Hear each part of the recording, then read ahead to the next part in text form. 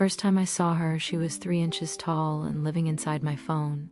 I was on my lunch break in downtown Los Angeles, sitting on a low concrete planter outside the marketing agency, where I was a very underpaid, very replaceable junior copywriter. The sun was too bright, the traffic too loud, and my salad tasted like regret.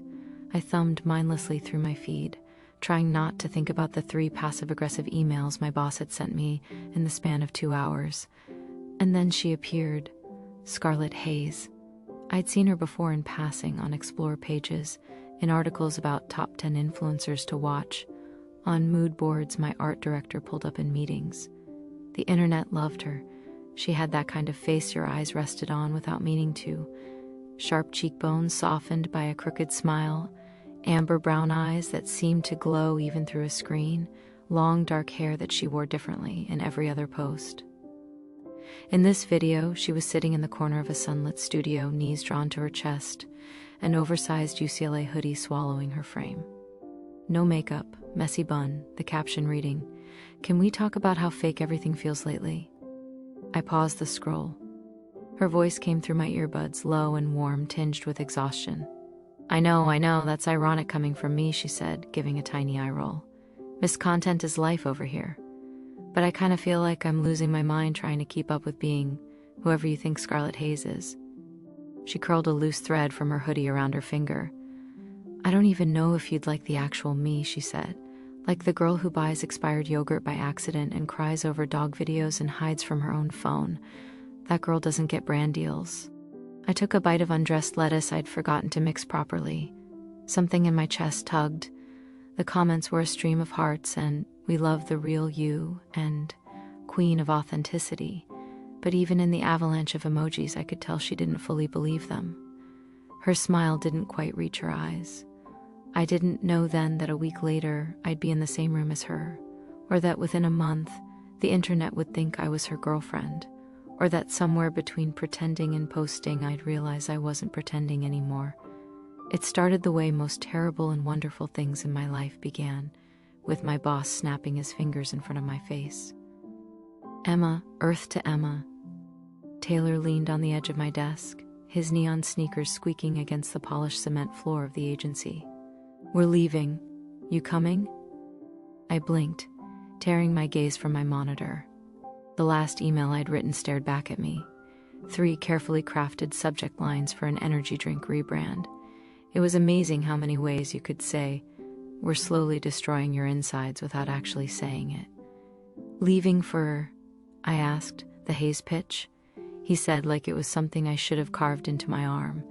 "Scarlett, mega influencer, 17 million across platforms." Her manager finally said yes to a meeting. Right, the deck. I'd stayed late 3 nights that week helping build the pitch presentation. Glossy slides full of pastel gradients and words like authenticity and community-driven social storytelling. "Oh, yeah, I'm coming." "Good," Taylor said, already walking away. "Don't look so stoked, this could save our quarter." I grabbed my laptop and notebook, heart rate picking up. Scarlett had apparently outgrown her last agency and was shopping for new representation. My company, Hayward Company, was small compared to the heavy hitters, but we were nimble and desperate. Desperation made you scrappy. And me? I was just trying not to get fired before my student loans finished devouring what remained of my 20s. Scarlett's studio was nothing like our agency, where everything was polished concrete, minimalist furniture, and plants that were somehow more alive than my social life. You stepped off the elevator into color. Floor-to-ceiling windows poured light across a sprawling loft strung with fairy lights and hanging greenery. Equipment was everywhere: cameras, ring lights, softboxes, tripods, a massive neon sign that said, "Do it for the plot," glowing on the back wall. I followed our CEO and senior strategists into a glass-walled meeting area, trying to look like I belonged there, and not like a fan who'd accidentally walked onto a set. My palms were sweaty. I wiped them on my skirt and pretended it was just hot. Then she walked in. No filter, no editing, no screen between us. Scarlett wore high-waisted black jeans and a white crop top under an open flannel shirt, sleeves rolled to her elbows. A delicate gold chain glinted at her throat. Up close, I could see the faint constellation of freckles across her nose, the way her eyeliner flicked up at the outer corners of her eyes with surgical precision. "Hi," she said, smiling as she shook hands down the line. "I'm Scarlett, thanks for coming." Her gaze passed over each of my colleagues, landing on me last. For half a second, her eyes lingered. Just half a second, but my heart tripped like it had missed a step going downstairs. "Hey," she said, a tiny quirk at one corner of her mouth. "And you are?" "Emma," I replied, my voice a little higher than usual. "I'm, copy." She laughed softly. "Your copy? Like, all of it?" I mean, I write copy," I corrected, cheeks warming. "I don't embody it." "Well," she said, tilting her head. "Nice to meet you, personification of copy." My boss jumped in, saving me from further humiliation. "Emma's one of our sharpest writers," he said. "She helped pull together your deck." Scarlett's attention flicked to the laptop I hugged to my chest, then back to my face. "Can't wait to see it," she said. We settled around the table. The pitch began. I'd sat through dozens of these. They blurred together, aspirational buzzwords, sleek visuals, the same grid of potential campaign concepts, rearranged like furniture in a model home. But pitching to someone whose face was on half the mood boards in our office made everything feel hyped up. Every time our creative director said, "We want to help you be more you," I fought the urge to groan. Scarlett listened politely, nodding at the right moments. She asked smart questions about deliverables and ownership and how we deal with trolls. Her manager, Mark, mid-40s, Bluetooth in one ear, constantly checking his watch, chimed in with talk of CPMs and conversions. I watched her instead of the slides. When the deck hit the authenticity arc section, with a whole slide about bridging the gap between the curated Scarlett and the real Scarlett, I saw her jaw tighten almost imperceptibly. "Can we pause here?" she asked, cutting through our CEO's sentence. The room went still. "Of course," he said smoothly. "What's on your mind?" Scarlett tapped her thumbnail against her mug. "This whole real Scarlett thing," she said. "What exactly do you think that is?" He gave a polished smile. "We see an opportunity to bring your audience into your world in a deeper way," he said. "Show them who you are off camera. Vulnerability tests incredibly well." "So I cry more?" she said, half teasing, half not. "Well, not necessarily. Or I talk about my childhood trauma between sponsored posts about meal kits." Her tone was light, but her eyes were sharp. Our CEO faltered. "We just mean that audiences respond to authenticity." "Authenticity," she repeated like she was tasting the word. You know what the funniest thing about that word is? The second you decide something is for authenticity, it stops being authentic. Silence. My heart beat somewhere around my throat. This was a disaster. Or it could be. Or my mouth opened before my brain sent permission. What if it doesn't start with a strategy? I heard myself say. What if it starts with a problem? All eyes swung to me. My boss's expression clearly said, "Shut up." Scarlett, though, looked intrigued. "Go on," she said. I swallowed. "You said on your last video that you feel like you're losing your mind trying to keep up with who people think you are," I said. "So, what if the content isn't 'let me show you my real self' in some grand defined way? What if it's just you trying to figure that out? Messy, unpolished, not always on brand." Mark's jaw tightened. "We still have to think about the brands, though." "Sure," I said quickly. "But what if the brand is the journey? You start with a premise that's a little wild, unexpected, and then you let people watch you navigate it in real time." Scarlett sat forward slightly. "Like what?" she asked. My brain raced, blank, then snagged on the neon sign I'd seen outside the glass wall. "Do it for the plot." "For example," I said, words falling out now, "you could, I don't know, start a fake relationship for social media. Something clearly labeled as a bit at first, like, 'I'm tired of Instagram couples, so I'm making my own.' But then you actually have to live with whatever that creates. The lines blur. You're playing a role, but you're still you. And everyone watching has to ask with you what's real, what's not. Where do you draw the line?" The air in the room shifted. Scarlett's lips parted just slightly. "A fake relationship," she repeated. I realized too late how insane that sounded. My palms went clammy. It's just an example, I rushed. I'm not saying, no, she said slowly. I like it. Mark frowned. Hold on, Scar. It's interesting, she said, eyes distant now, like she was seeing it unfold in her head. Online personas, real emotions, forbidden fallout. It writes itself. My heart stumbled. Had she just... She turned to me. Who's the fake girlfriend? She asked. The question hung there, thick and electric. I laughed nervously. I mean, you'd probably do a casting call, I said. There'd be no shortage of volunteers. Scarlett held my gaze. There was a spark there now, curious and assessing. Maybe I don't need volunteers, she said. My arteries forgot their purpose. Mark cut in, voice sharp. We are not committing to any specific. We're just talking, Scarlett said lightly, not looking away from me. Right, Emma? I nodded, trying not to combust. Right, just hypotheticals. But something had started in that room that didn't feel hypothetical at all. 2 days later, she DM'd me. I was half asleep on my couch, Netflix asking if I was still watching like a passive-aggressive aunt, when my phone buzzed with a notification. Scarlett Thays has sent you a message. I sat up so fast I nearly knocked over my bowl of cereal turned mush. Her message was simple. Hey, personification of copy, got a question for you. I stared, heart hammering, then typed back. Hey, commercial personification of capitalism. Shoot. The typing dots appeared, disappeared, reappeared. So I talked to Mark.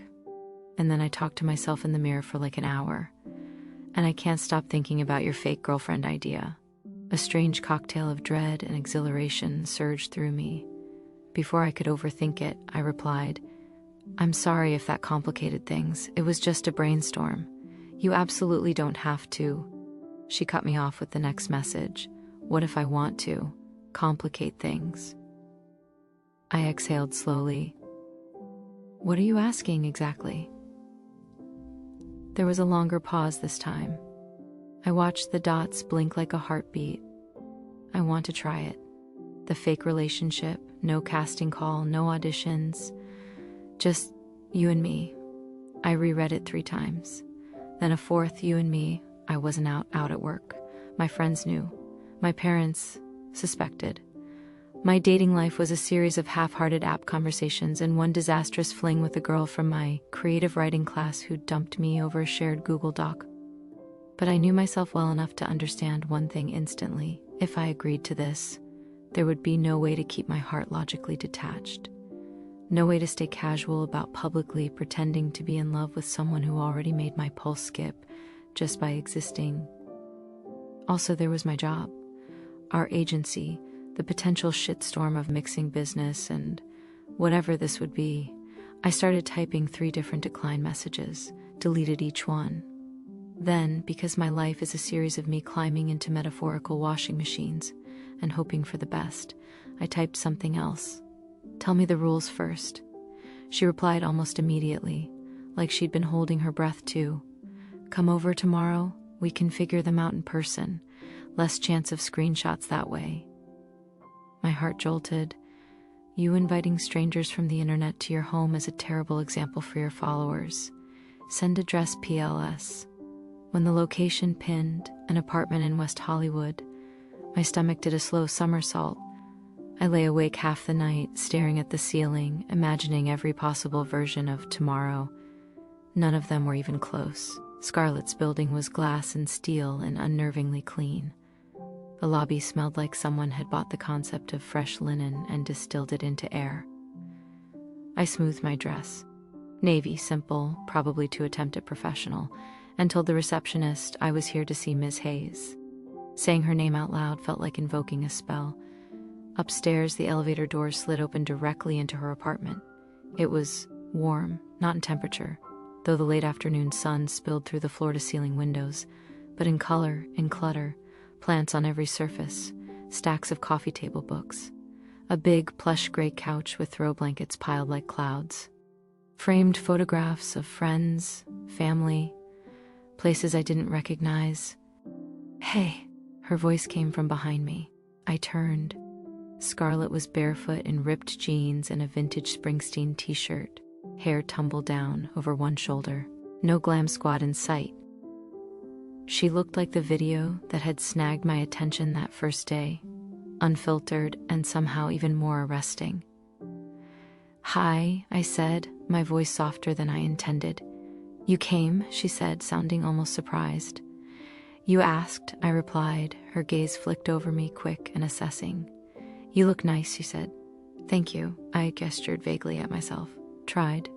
She smiled. "Come on in, I made coffee, or there's tea, or sparkling water, 6 different kombuchas because a wellness brand sent me a PR package I didn't ask for." "Coffee's great," I said. We moved into the open kitchen. She handed me a mug, her fingers brushing mine for a fraction of a second longer than necessary. We talked about nothing at first. Work, the weather, the traffic on Sunset.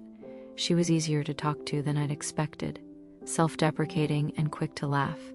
The version of her online, the confident, almost hyper-curated persona, was turned down a notch here, like someone had lowered the saturation without losing the warmth. Eventually, the small talk evaporated, and the thing between us settled into the space like a third person. "Okay," she said, leaning against the counter. "So, rules." "Rules," I repeated, taking a sip of coffee to occupy my hands. She set her mug down. "First rule, we tell each other the truth, off camera at least." "That sounds like a big ask for something that's supposed to be fake," I said. "Exactly," she said. "If we're playing a role together, I need to know where the role stops and you start. And vice versa. If either of us starts to feel weird about something, we say it." "Deal," I said, honesty, off camera. "Second rule," she said, "we keep our own lives. You're not my employee in this. You're a partner. We negotiate content together. If a brand wants something and you're not comfortable, we don't do it." "That sounds fair," I said. "And you?" I assumed same.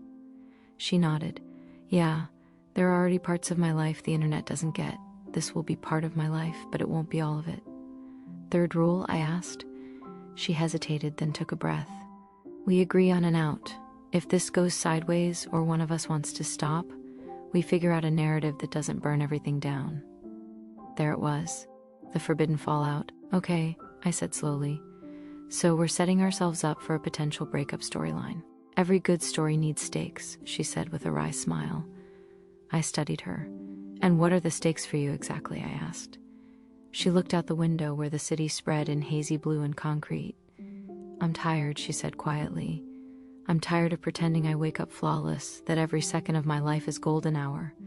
I'm tired of romances that are more contract than connection.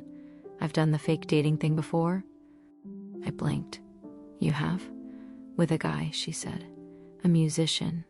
His management thought our audiences matched. We staged pap shots, posted cute captions. It bumped both our numbers." Her mouth twisted. "He got a tour.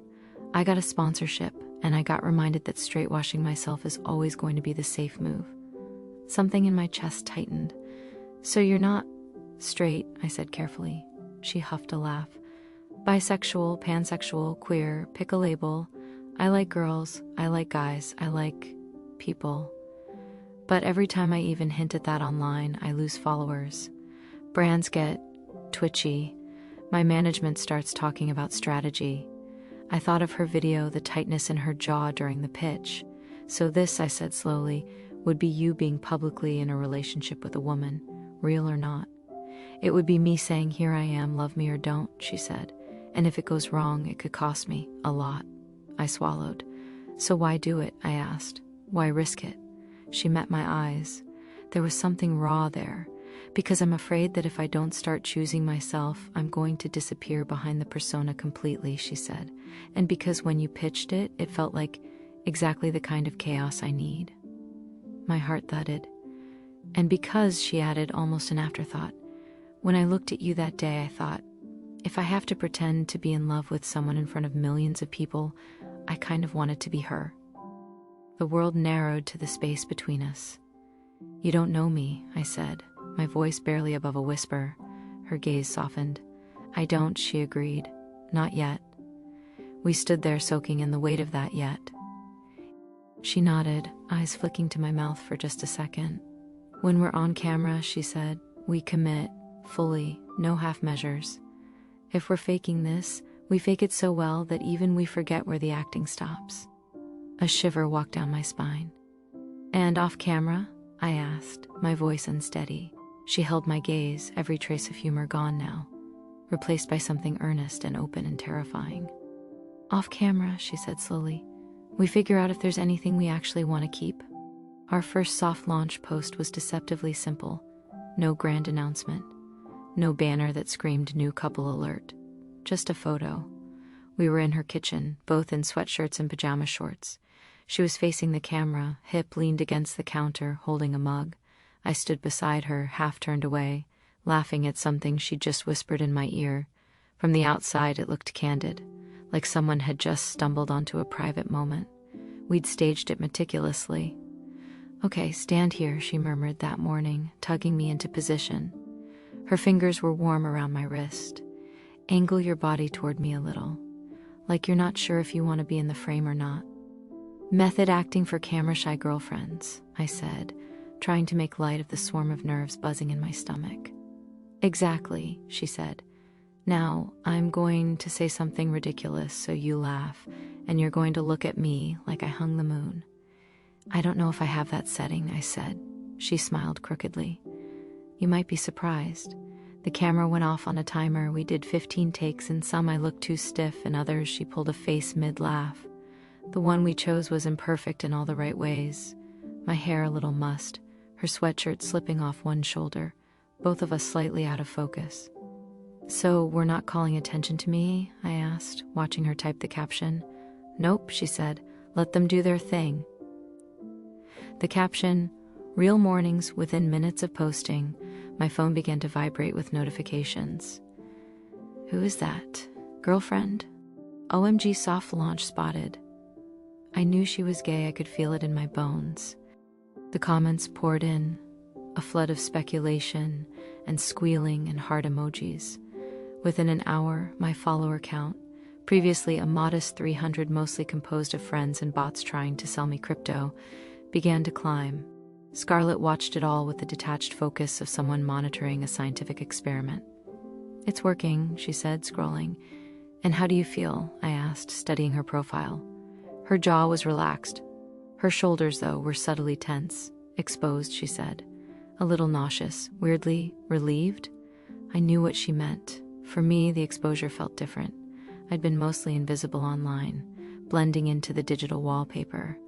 Being seen, really seen as myself, not as a carefully filtered projection, was both exhilarating and terrifying, especially alongside her. People are going to dissect everything we do, she said. Every look, every caption, every like. They're going to ship us, they're going to doubt us, they're going to decide what we are before we even decide it ourselves. That sounds exhausting, I said. It is, she said. Then she added quietly, but this time at least, there's a chance some of it might be real. We eased into the storyline over the next few weeks. At first it was small things. My hoodie hanging on the back of her chair in a vlog, my hand passing her a coffee cup on a live stream, a throwaway comment where she said, "My girlfriend made me watch this movie and now I'm an emotional wreck, thanks babe." She never tagged me directly. The internet had to do the work. They were good at it. Within a week, TikTok had found my personal Instagram, dug up my LinkedIn terrifying, and discovered that I followed her on every platform. Someone made a compilation of every time I'd appeared in the background of her older content without anyone noticing. Blurry, partial, the back of my head at a rooftop bar, my laugh heard off camera in a blooper reel, conspiracy theories bloomed. Wait, has she been here the whole time? The way Scarlett looks at her is not friendly, I'm sorry. If this is a bit, I'm already in too deep. The numbers climbed, her engagement spiked. Our agency's internal Slack was a constant stream of screenshots and graphs and exclamation points. Whatever you said to her in that meeting, it's working, Taylor messaged me.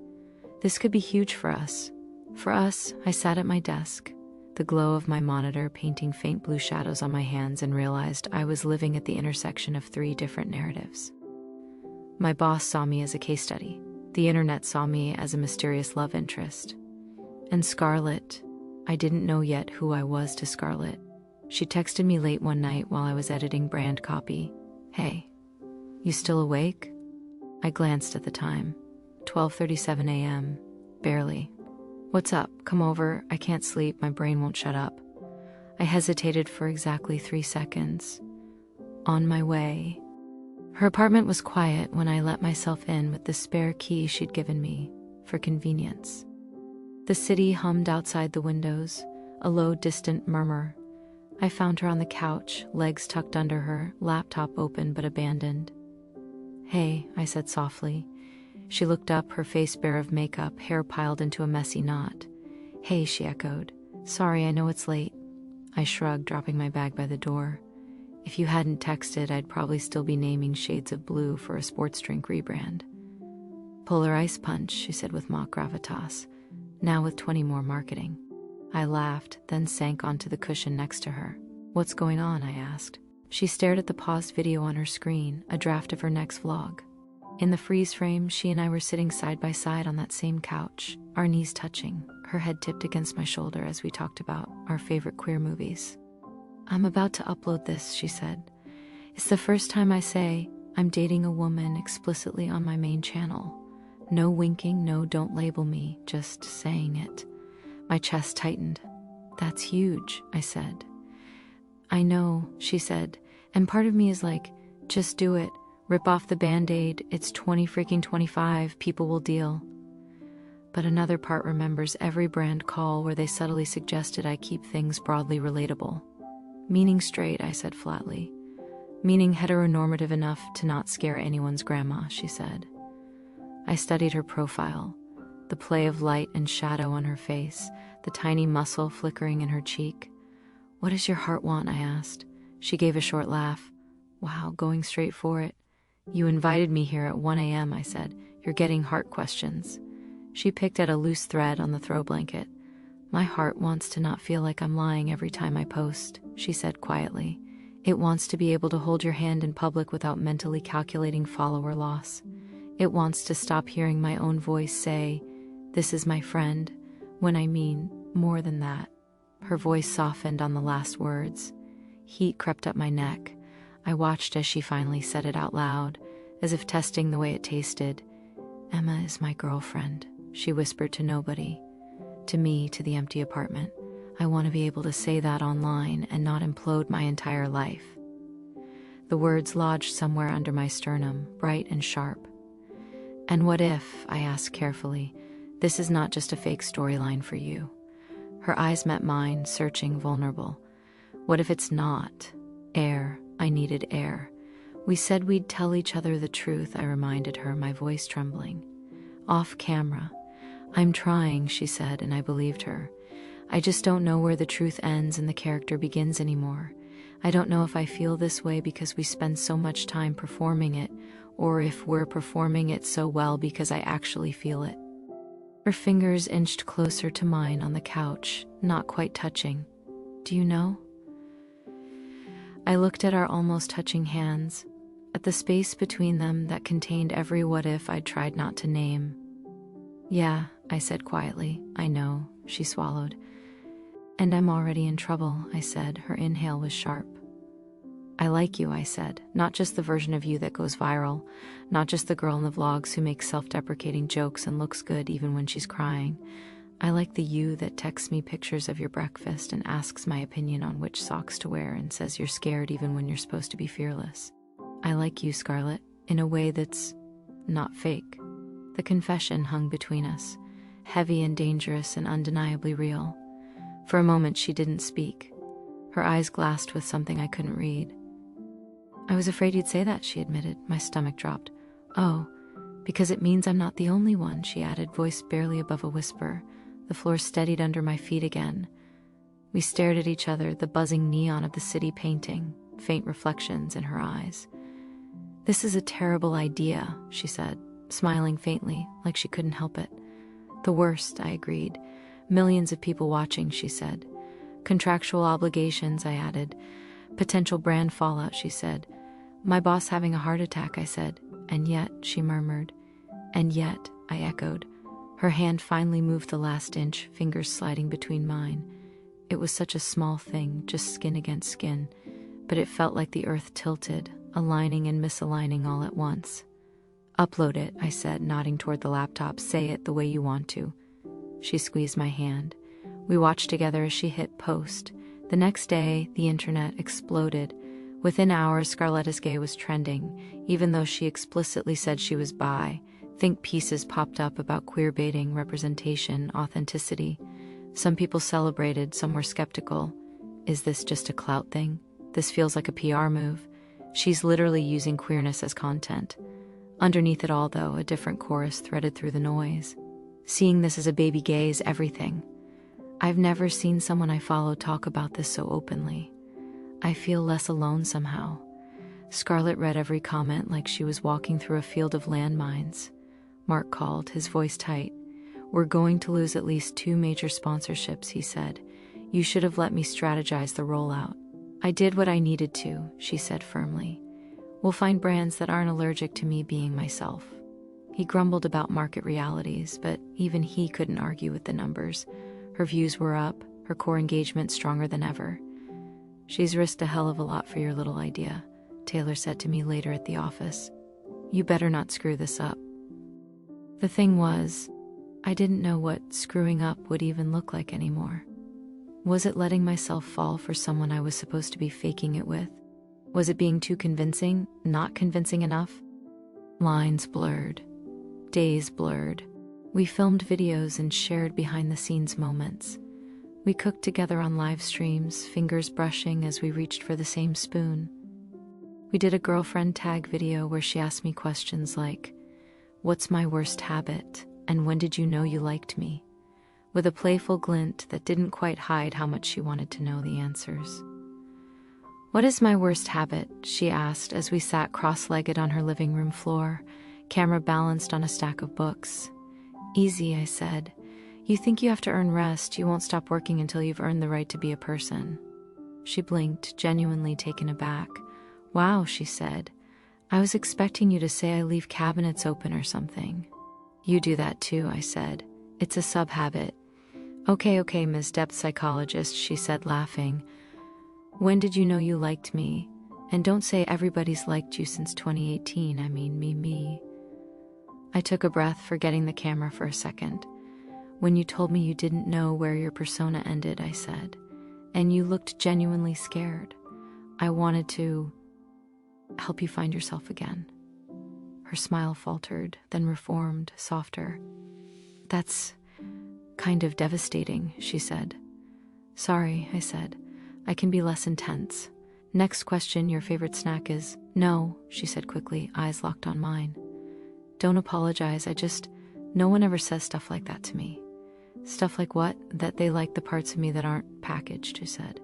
"They usually like the version they can screenshot."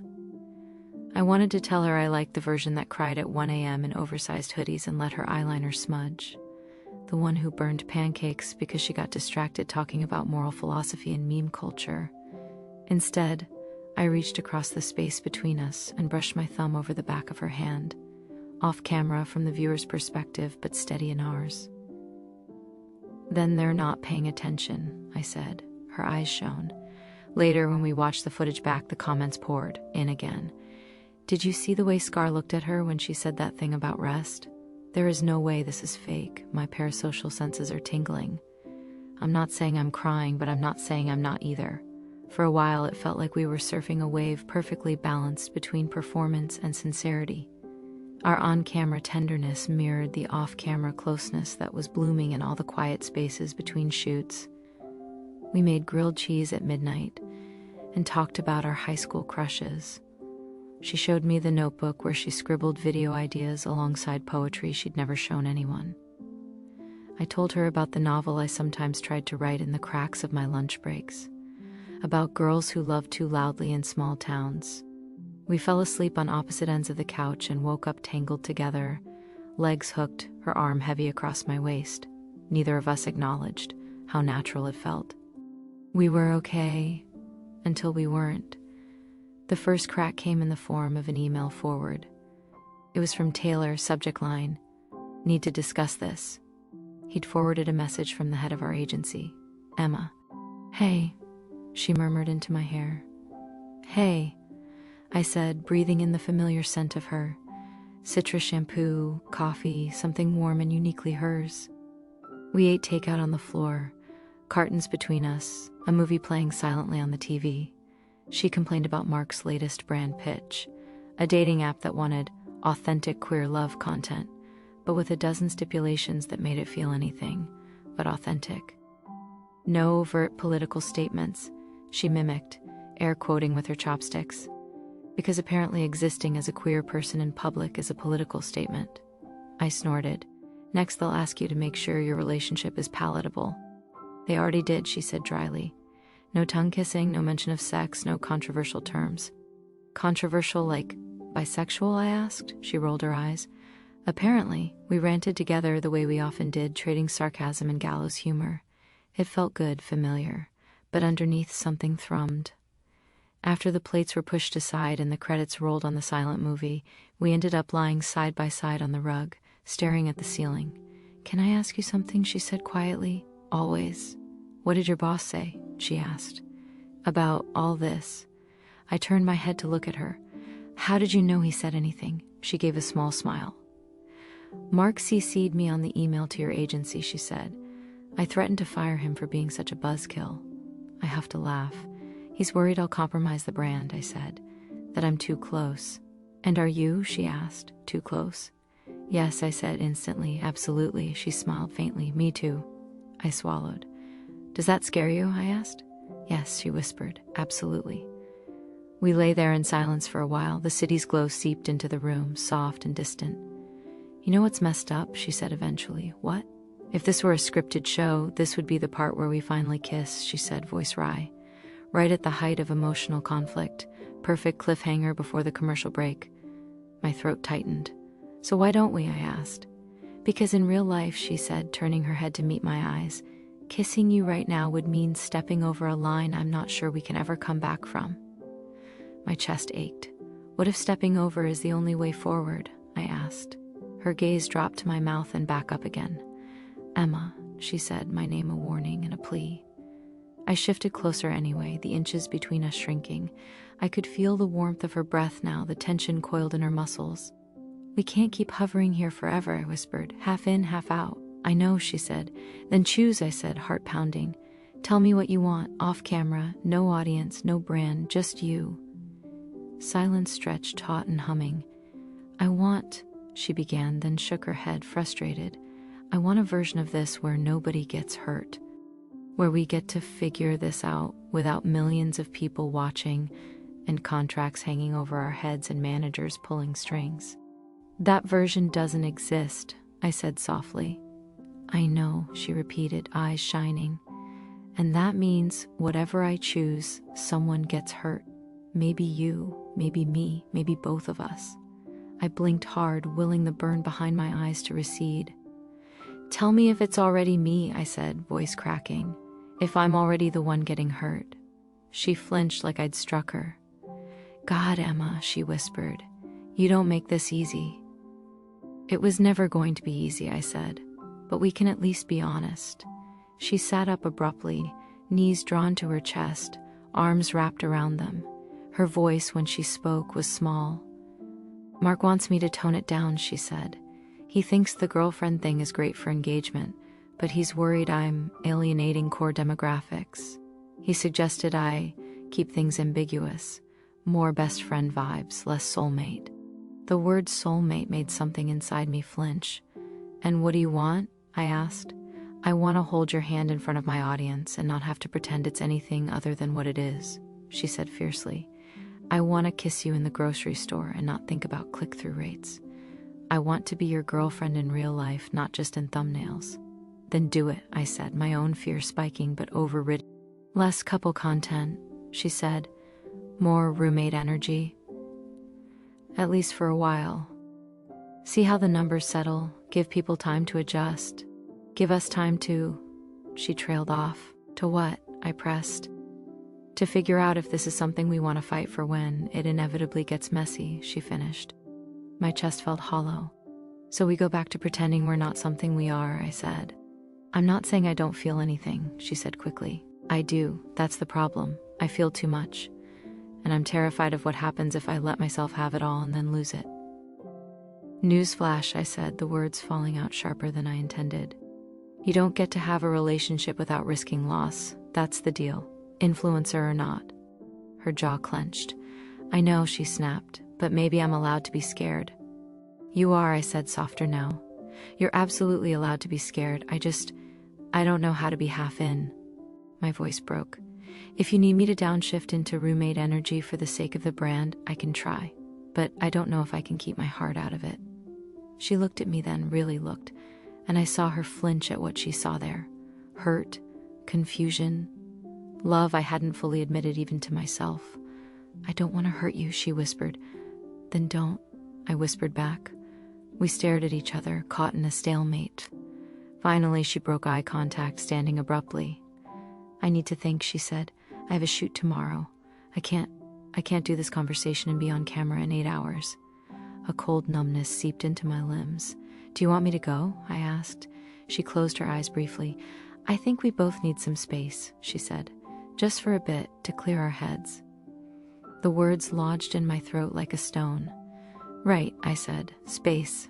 I grabbed my bag, my keys, my composure by the frayed edges and walked to the door. My hand was on the knob when she spoke again. Emma, she said. I turned. She looked small there in the middle of her big, beautiful apartment, arms wrapped around herself. This isn't me choosing the brand over you, she said, voice shaking. This is me being too scared to choose anything at all tonight. I get it, I said, even though every part of me wanted to shout that I didn't, not really. Text me when you figure out what you want. I will, she said. The door closed behind me with a soft click that echoed louder than any slammed door could have. The internet, of course, noticed before we said anything. Within days, there were Reddit threads and reaction videos analyzing the vibe shift. Did anyone else feel like their energy was off in the last vlog? They didn't sit as close as usual at the premiere. I have a sinking feeling we're about to witness a very public breakup. I watched from my tiny apartment as strangers dissected my heartbreak in 1080p. Scarlett and I didn't stop talking completely. There were still texts, logistical mostly. Brand wants caption options by Friday. Can you send me that clip from the cafe? The occasional meme she'd forward with a, this is so you, but the long late-night conversations dwindled. The random, I saw this and thought of you messages became rare. We filmed together, but there was a new stiffness, a layer of self-consciousness. Our laughs were a little too loud, our touches a little too calculated. This feels off, I said one afternoon as we reviewed footage of a sponsored picnic video. The chemistry looks scripted. That's because it is now, she said quietly. My chest clenched. I started pulling back too, almost in self-defense. I spent more time at the office. I took on extra projects. I told myself I was being professional, but really, I was just trying to outrun the ache. It didn't work. The fallout, when it came, wasn't a dramatic blow-up on camera. It was an email from scarletthayescreative.com. Subject, I'm sorry. I stared at it for a long time before clicking. Emma, I'm so sorry I'm doing this over email. I tried to call, but I kept chickening out and rewriting what I wanted to say in my head, and you deserve my thoughts to be complete sentences. Mark and I had a long conversation yesterday. So did my accountant, my therapist, and my mother, because of course she weighed in. I've decided to pivot the girlfriend storyline. That's the language they use. Pivot. Like we're a content series and not people. Here's the truth version. I am pulling back from the public relationship. I'm going to frame it as, we rushed into labels, we're still figuring things out, we're better as friends right now. I'm going to position it as a mature decision to preserve a valuable connection. It's all very PR. We don't have to pretend to be broken up. But the public perception will be that we tried dating and realized it wasn't the right time. Writing that makes me want to throw my laptop out the window. I know this is going to hurt you. That might be unforgivable. You took a risk on me, on us, and I'm repaying you by putting distance between us exactly when we were starting to be honest. Please believe me when I say this is not because I don't care about you. If anything, it's because I care so much it terrifies me. I'm scared that if we keep going publicly, I'll lose the parts of you that are just mine, that everything true between us will get chewed up and spit out by the algorithm. I'm also scared, very practically, of losing my ability to keep my family and my team afloat. That fear is ugly and unromantic, but it's there. So I'm doing the cowardly thing. I'm choosing the middle. Not fully in, not fully out. And I know that might be worse than choosing one or the other. If you hate me after this, I will understand. If you never want to appear in a video with me again, I'll tell the world that was my decision, not yours. If there is any part of you that can forgive me, I hope we can one day rebuild something off camera. Something real, without scripts. But I don't deserve that right now. Not after this. I am so sorry. I read it once, twice, 5 times. The words blurred. She was preemptively accepting my hatred, like she knew she'd earned it. The part of me that was already raw and bleeding wanted to give it to her. It wanted to slam my laptop shut, pack up every hoodie she'd left at my place, and ghost her into a cautionary tale.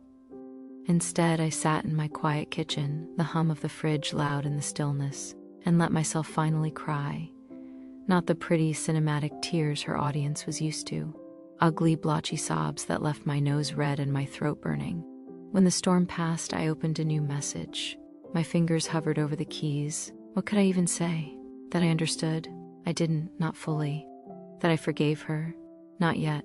That I still loved her? The word felt too big, too dangerous, even now. In the end, I wrote the only thing that felt honest in that moment. Scarlett, thank you for telling me the truth. I'm not going to pretend this doesn't hurt like hell. I need some time. I can't be your on-camera ex-girlfriend and your off-camera friend at the same time right now. That's too much cognitive dissonance for one bisexual brain. Do what you need to do for your life, your family, your business. I won't fault you for that. But I have to do what I need to do for mine, which for now means stepping back completely. No more couple content. No more we're better as friends. Not until I can hear those words without wanting to throw my phone. I hope one day we can sit in a room without cameras and talk about this like 2 humans who went through something wild together. Until then, I'm logging off. Emma. I hit send before I could soften it. The announcement video went up 3 days later. I didn't watch it. I tried once. I clicked play and made it exactly 43 seconds, up to the part where she said, "We have so much love for each other." But we realized labels were putting pressure on something that was really good. Before slamming my laptop closed, the internet reacted exactly as expected. Not the breakup arc. I knew it, their energy felt weird lately. So were they ever real, or was this all a storyline? I watched from the outside as our relationship became content one last time, then began to fade from the feed. My follower count plateaued. The DMs trickled down. I deleted my socials for a while, just to hear my own thoughts again. At work, the campaign wound down. The agency moved on to newer, shinier clients. My coworkers stopped asking how things were with the influencer. I bought a plant for my apartment, hoping to prove to myself that I could keep something alive. I went to therapy. I deleted and re-downloaded dating apps several times, without ever quite working up the courage to create a new profile. Life, stubbornly, went on. It was almost 6 months later when I saw her again. Not on my phone, not through a screen, in real life, at a coffee shop on Melrose, because apparently the universe has a flair for the dramatic. I was waiting in line, scrolling through emails, when I heard a familiar voice say, "Emma?" I looked up. There she was. Baseball cap, oversized denim jacket, sunglasses perched on top of her head instead of hiding her face. 5% incognito, 95% undeniably Scarlett. My heart did the same stupid somersault it had the first time I saw her video. "Hey," I said, the word catching a little. "Hey," she echoed, giving a small, uncertain smile. "I thought that was you." I almost didn't say anything. Then I remembered I promised myself to stop being a coward. Her hair was shorter now, grazing her collarbones. There were faint shadows under her eyes. She looked older, not in a bad way, just like someone who'd been through something and come out the other side changed. "How have you been?" she asked. It was such a normal question for such a loaded moment. "Alive," I said, "mostly over caffeine. You?" "Same," she said, "minus the copywriting, plus 3 different meditation apps I barely use." We moved to the side to let other people order. Suddenly 2 planets knocked out of orbit. Work. Her sister now in college. My plant's still alive, thank you very much. The weather, because we are, at the end of the day, humans. Then the conversation skated closer to the thin ice. I owe you another apology, she said suddenly, fingers wrapped around her mug. For everything. And before you say you've already heard it, I know. I'm not sure I ever said it without a screen in between. Like mining my guilt for sympathy. I couldn't do that to you, or to myself. I swallowed hard. Thank you, I said quietly. She looked up, eyes meeting mine, unflinching. I also didn't post it because I didn't know if you'd ever want to see my face again, she said. And if you didn't, I wanted you to have the option to forget me without your algorithm dragging me back into your life. Joke's on you, I said. My algorithm has attachment issues. She laughed, then sobered. Seeing you here, she shook her head. It feels like the universe giving me one last chance to not screw this up. You didn't plan this? I asked. I swear this isn't an elaborate bit, she said. No hidden cameras, no brand waiting in the wings. I believed her. We sat there in the noise and warmth of the cafe, two people who had once performed a love so convincingly that we'd nearly convinced ourselves it wasn't real. Now there was no script, no storyline, just us. What do you want now? I asked quietly. She looked at me, and for the first time since that night on her rug, there was no fear in her gaze, just determination. I want to know if there's still an us somewhere under all the content, she said. Not for the internet, not for a campaign, for real, offline. My heart pounded. Are you asking to start over? I asked. Yes, she said, but not from scratch, from the truth. We can't undo what we did, but we can decide what it means going forward. And what would that look like? I asked, my voice barely above a whisper. She took a breath. Coffee that isn't strategic, she said. Texting because I miss you, not because I need a caption brainstorm. Movie nights without cameras. Maybe, she swallowed, maybe holding your hand without worrying about follower counts. Emotions swelled in my chest, too big to contain. You realize that if we do this, I said, it's going to be harder, not easier. There won't be a storyline to hide behind. No PR framing, just us and our messy feelings. I know, she said, and for once I think that's the point. The barista called out someone's order. The world went on around us, unaware that my life was quietly tilting on its axis again. I'm still mad at you, I admitted. She nodded. I probably will be mad at me for a long time too. I don't know if I can trust you never to run the second things get hard, I continued. That's fair, she said, voice steady. You shouldn't. Not yet. But, I said, the word trembling on my tongue, I also never stopped caring, even when I wanted to, even when I convinced myself I was over it. Her eyes glistened.